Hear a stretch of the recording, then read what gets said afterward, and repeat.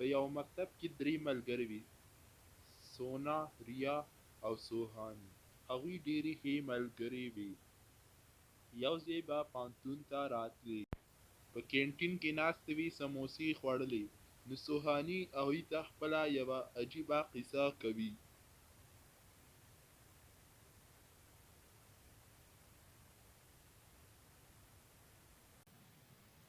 د شپې ما په خوب کې ولیدل چې درې سترګې دي ما ته راګوري، شنې شنې سترګې دي او داسې ښکاري چې هغه ما ځان ته راغواړي. زه ډېر وېرېدمه. سوهاني په لاس کې ګل رالی ناڅاپه. سوهاني ډېره وېرېده او ګل یې لړه کړ. هغوی ټول حیرانه شو چې دا ګل د کوم ځای نه راغلی.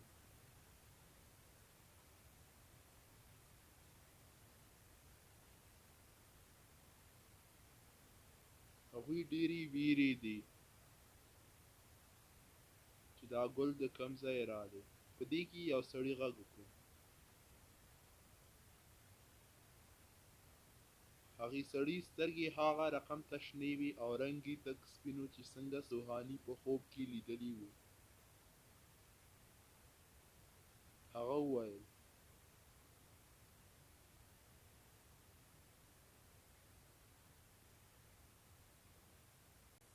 هاي، زما نوم رنویر دی او زه د فوټبال میچ یو هلک یم. ما غوښتل چې تاسو ته ووایم ځکه چې تاسو ډېرې ښه پوهیږئ د فوټبال په اړه. ما غوښتل چې زه ستاسو نه مرسته وغواړم. که تاسو ما سره مرسته وکړئ ډېر به ښه وي. زه نوی راغلی یم. زه د فوټبال په یو څیز هم نه پوهیږم. که تاسو ما سره مرسته وکړئ نو ډېر زیاته به ښه وي او زه په فوټبال کې کامیاب شم. زما نه ډېر هلکان مخکې دي. په دې کې سونا وایي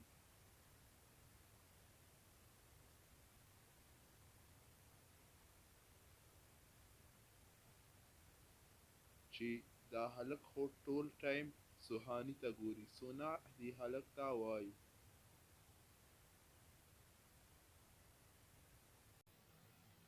ولې نه، زه به تا سره مرسته وکړم.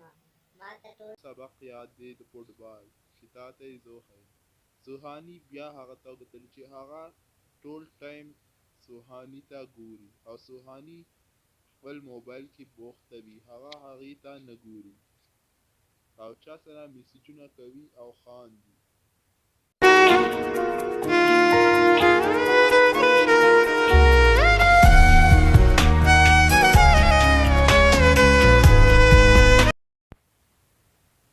او بار بار موبایل ته ګوري. آیا تاسو زما په خبره پوه شوئ؟ هغوی ویلې هو. هغه بیا لاړې. سونا وایي هغې هلک خو تا ته کتل، تا څنګه دا چانس میس کړ؟ تا څنګه موبایل ته کتل؟ هغه ته دې ولې نه کتل؟ څومره ښه هلک و، باید تا د هغه خبرې اورېدلی وې. هغې زموږ نه مرسته غوښتله. دا هماغه سترګې وې چې ما د شپې په خوب کې لیدلې وې چې زه یې ځان ته راغوښتمه. زه دې سترګې چې ما ولیدې زه پوه شوم، نو ځکه ما موبایل کې ځان بوخت کړ چې زه درته ونه ګورم. دا بیا ما ځان ته راکش کوي دا سترګې، او زه ډېره یریږم د دې د سترګو نه، ځکه ما دې ته ونه کتل. دا هماغه سترګې وې. په دې اورېدلو سره ټولې په خندا شوې.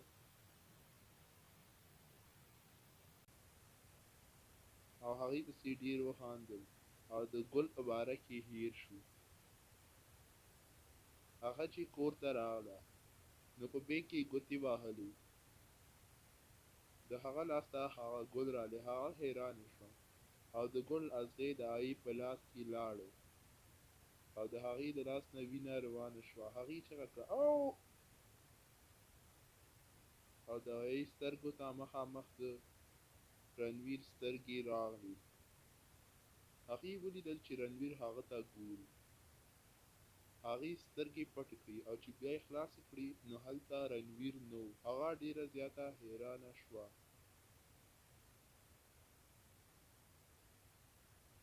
او ګل یې ولیدو چې په میز پروت دی.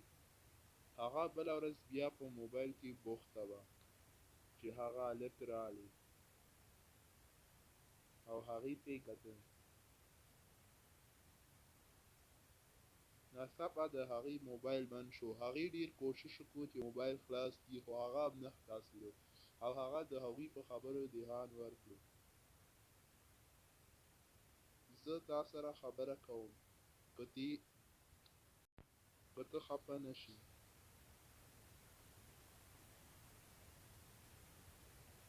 نه ووایه څه خبره ده، نه خفه کېږم. ته څوک یې؟ په دې ویلو سره د هغې د لاس نه بیا اینه روانه شوه. هغه ډېره خفه شوه. کیدای شي دا د چا د وجې تا سره کېږي، څوک تا یادوي چې دا درد درته راځي. ته په ما خندا کوې، زما باندې هېڅ درد نشته، تا ته څنګه پته ده چې په ما درد دی؟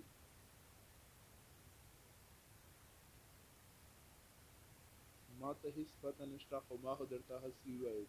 زه ستاسو د کور څنګ کې اوسېږم. ما غوښتل چې تا ته ووایم چې موږ دواړه به یو ځای کالج ته راځو، خو ما ویل داسې نه چې ته خفه شې. نه هېڅ خبره نشته، ته راځه زموږ کور ته. ولې نه؟ ما او تا به یو ځای کالج ته راځو.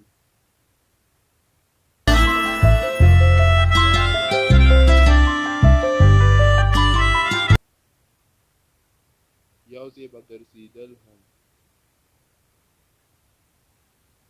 سوهاني چې به کله هغې سره ولاړه وه، نو د هغې سوری به په ځمکه نه او د سوهاني به و.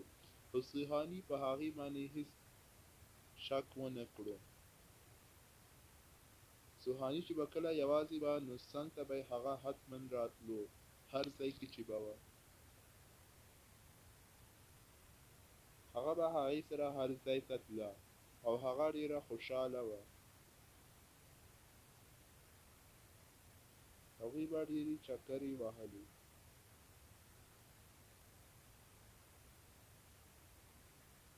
او سوهاني ویل چې دا ما ته هر ټایم د دې دا سترګې راګوري. سوهاني به د دې سترګو ته وکتل، نو هغې ته به خپل خوب را یاد شو. سوهاني هېڅ خبره مو نه کړه او هغې سره به ګرځېده. ډېر وخت وشو او رنویر کالج ته رانغی. سوهاني ډېره پریشانه وه.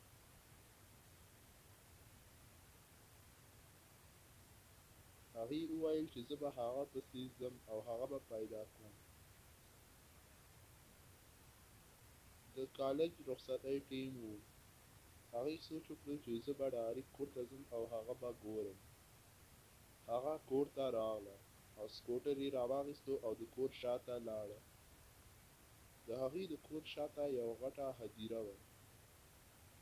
هغه هدیره ډېره د ویرې وه او ډېره پخوانۍ وه. هغه ډېره وېرېدله چې دا هدیره خو ډېره غټه ده، نو دلته څنګه د هغه کور دی؟ دې هدیره کې خو یو کور هم نشته. هغه خو بیا هم هغه مخکې لاړه.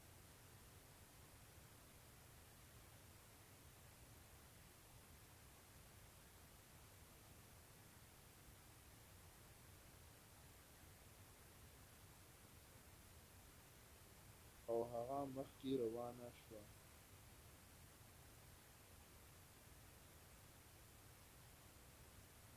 هغه وېرېده. هغې قبر ولیدو چې په هغې د رنویر عکس و او هغې ته یې لیکلي وو 2 کاله مخکې.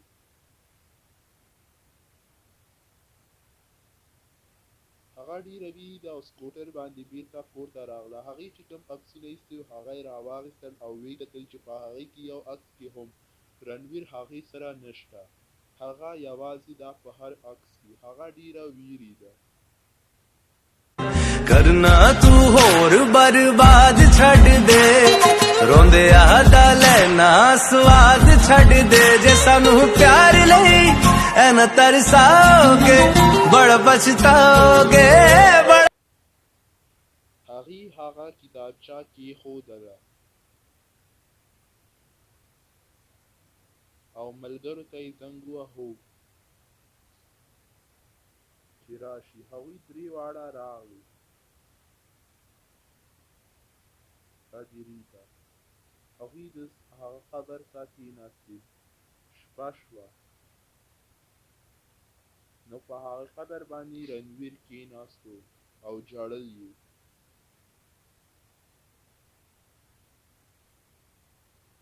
هغې وویل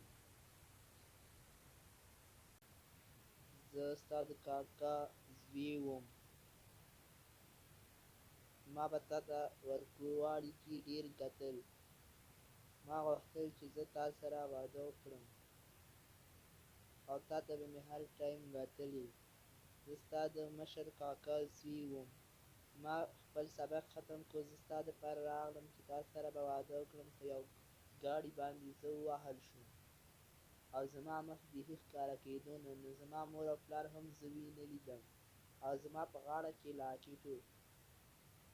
د دې د خاطره پولیسانو زه په هدیره کې ښخ کړم او زما قبر ته یې څه شی هم ونه لیکل، صرف زما عکس یې ولیده او هغه یې په قبر کېښوده او هغې ته یې وویل چې ته زما سترګو کې وګوره، تا ته به ټول هر څه راښکاره شي او ته به پوهه شې. یو ځل وګوره نو ته به ټول هر څه پوه شې او تا به په ما باور وشي.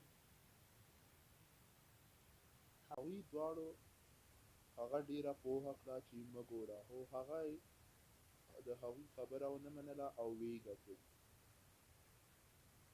په دې ګټلو سره هغې په سړک منډې کړې او یو ګاډي لاندې راغله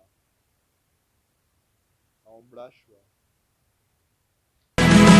हो जाए जहाँ तू जाए, पाए मुझे ही पाए, साए ये मेरे हैं तुझ में समाए. هغوی دواړو ملګرو یې وعدونه وکړل او هغوی یو لور شوه او د یوې زوی.